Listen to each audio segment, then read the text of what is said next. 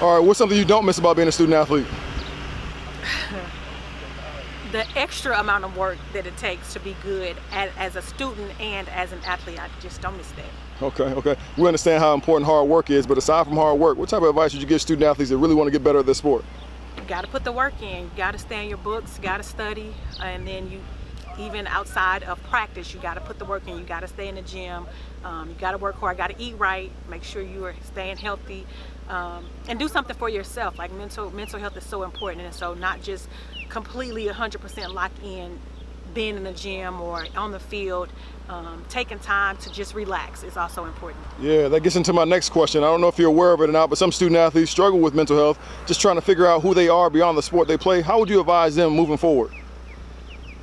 Find another hobby, if it's reading, writing, walking, just anything else outside of whatever sport that is. So for me, it was reading. Like when I actually tore my ACL, and so that took a mental toll on me, and so I dug really deep into reading and writing, and so that helped me just kind of transition from being laser focused on it, because I thought I wasn't going to get back to it after I tore my ACL. And so always finding something else that is another hobby that doesn't feel like work, that's actually fun too, but also let the game be fun as well. What are some potholes that maybe you fell into while being a student athlete you want these current student athletes to avoid, and how can they do so? Comparison. I always compared myself to anybody else. Like I was a point guard, so I didn't average that many points. And then when I saw other point guards maybe averaging more points, I always compared myself to other people. And so it motivates you in a sense, but then when you don't reach that mark that somebody else may be reaching, it could take a toll on you too. Gotcha. So just stay in your own lane, have your own goals and try to meet your own goals. We understand that being a student athlete is heavily on the athletic side, but aside from athletics, how can student athletes really maximize their time while being a student athlete beyond just their sport?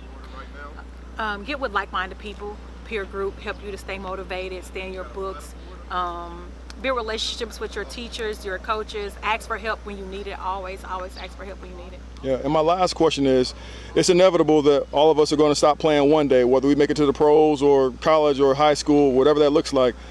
How were you able to transition once it was time to take that jersey off permanently? And how would you advise student athletes that's getting up to the end of their eligibility trying to figure out what's next and understand that they're not an athlete anymore?